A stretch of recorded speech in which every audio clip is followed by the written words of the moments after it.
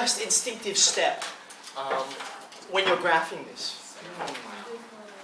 Now, I told you in the first case to differentiate and then to graph, okay? So that's kind of guiding you in one direction. I used to be able to say those words and no one would give me any weird looks, and now it's, give me back my English language. Anyway, okay. So I'm going to differentiate it to start, alright? Now, you guys know that when you're differentiating something, you should always simplify as much as you can first, because differentiating tends to make things more complicated, especially when you've got a quotient like this, right? So, for instance, if I gave you, y equals x cubed minus 1 on x, okay? You would know to simplify this, right? Rather than do it with quotient rule. You could do it with quotient rule. You might get the right answer, but you might easily get the wrong one because quotient rule is so error prone. Okay, so how would you simplify that? Just quickly. X squared minus 1 over x, and that's much easier to deal with, okay? Now, in this case, it's not quite as obvious because you've got this log function up the top, and you've got something which doesn't seem to mix with it. It's true enough, you can't simplify that like you can this, but there is some simplifying to do if you remember your log laws, which we looked at last week, right? Now, when you think about this, okay, I've got to deal with the quotient rule. I'm not going to get rid of my quotient, but I can make it a much simpler quotient, right? Because at the moment, not only am I going to have to deal with u and v, I've got to deal with u dash and v dash. And when you look at that, you're like, oh no, I've got quotient rule, and then I've got chain rule inside that, right? Because it's log of, not just x, but log of a function of x, okay? So in order to avoid that, you remember your log laws, and you can say log of x squared, right? That's a power, right? The index, I can bring it out the front and make it the coefficient. So I can say that's 2 log x. Yes? Is that okay? And that's 2 log x over x, or the whole thing, right? Now, one of the advantages of doing that is you already, in the previous question, you already worked out the derivative for this, right? So if you want to work out the derivative for 2 log x, you just take the previous derivative and you double it, right? So what was the derivative you got in the first question? What did you get?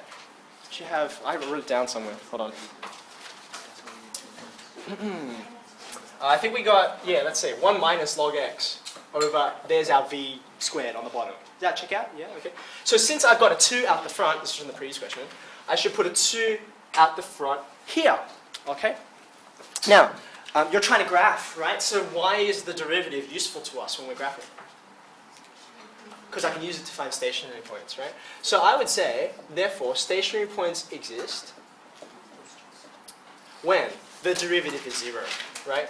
By the way, I know it's often a pain. People are like, oh, do I have to write this? Can't I just say y dash is equal to 0 and start going? You could probably find the right answer, but it's less logical you're setting out, right? You're just introducing new things without explaining why. How long does it take you to write that, really? So it'll improve your setting out and also help you to work out if you've got any problems. You can go back and your answer will be much more readable, not just for the marker, but for you. Okay? So we can solve it. I could disregard my denominator because it doesn't matter what the denominator is. I just need to make sure it's not 0. Okay? That gives me 1 minus log x is equal to 0. So log x is equal to 1. Right? And at this point, just remember what ln, natural log, means. It means log base e. Right? And in the past few lessons, we've been going back and forth between the log form of an equation and the index form. Okay? And this is a classic example of where you want to use the index form. Because here, x is e to the power of 1, which is just e. Okay? Now, before I leave off here, okay, I sort of pulled a bit of a shifty on you, and I don't know if any of you noticed, right?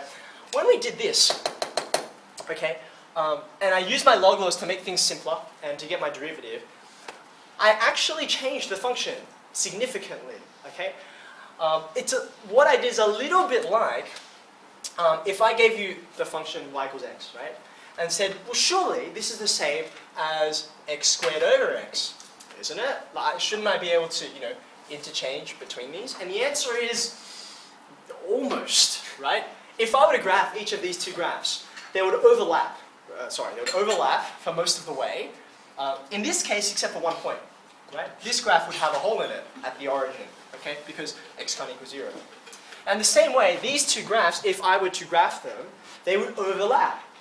But the exception is a little bigger than this. It's not just one point that I'm missing when I go from here to here. Okay? I've actually lopped off half the graph. I've lopped off half of it. Can anyone tell me why? Aha! Okay, so when you're thinking about log functions, right? Y equals log x. Okay? Think about the domain of this thing, domain and range, yeah? This graph looks like this. Okay? So the domain is x has got to be greater than 0. Okay? So whatever's in there has to be greater than 0. Yes?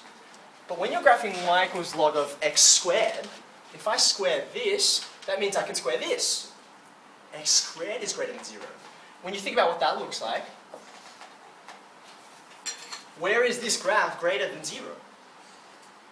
Well, for all real values except for here, right? So importantly, not only can I go over here, but x can be negative, right? You can put negative numbers in here and they're just fine, right? Because they get squared and it all comes out in the wash, okay?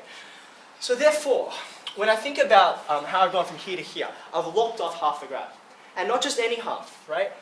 This top thing here is an even function. Okay, anytime you get x squareds, you'll get an even function.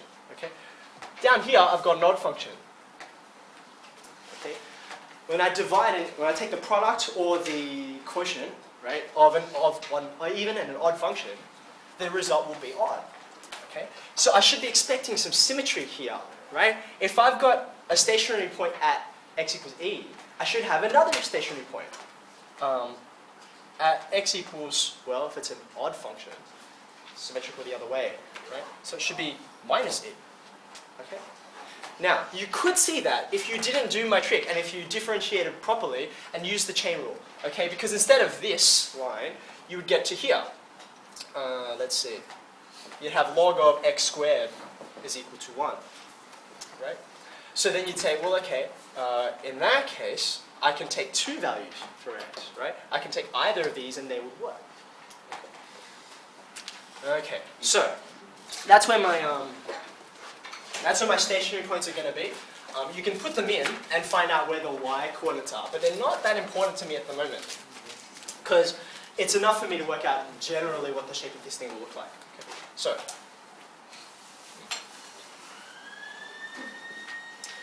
let's just finish it up because we've done all the hard work. There's a vertical asymptote. Where?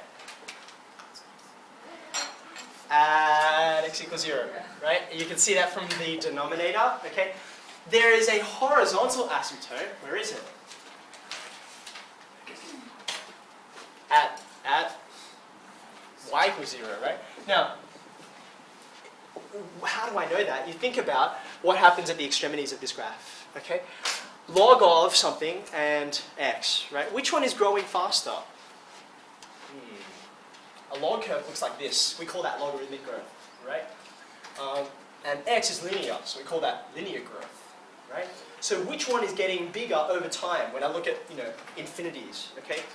The denominator is getting bigger. They're actually both pretty slow. It's kind of like two grumpy old men fighting along, but one grumpy old man is slightly grumpier than the other one, so it walks a bit faster. So in this case, that's the denominator, okay? So it's still growing faster. If this is growing faster, the whole thing will tend towards 0, which is why I've got this asymptote here. So y equals 0, x equals 0. I found two stationary points. One should be at e, and the other should be at minus e.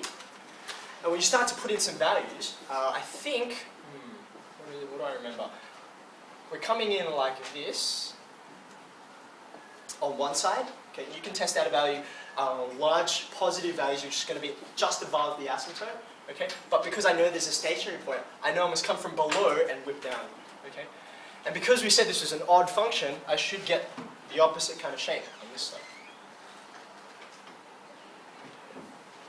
Ta-da! To finish, I would find the locations of those, and that would be it.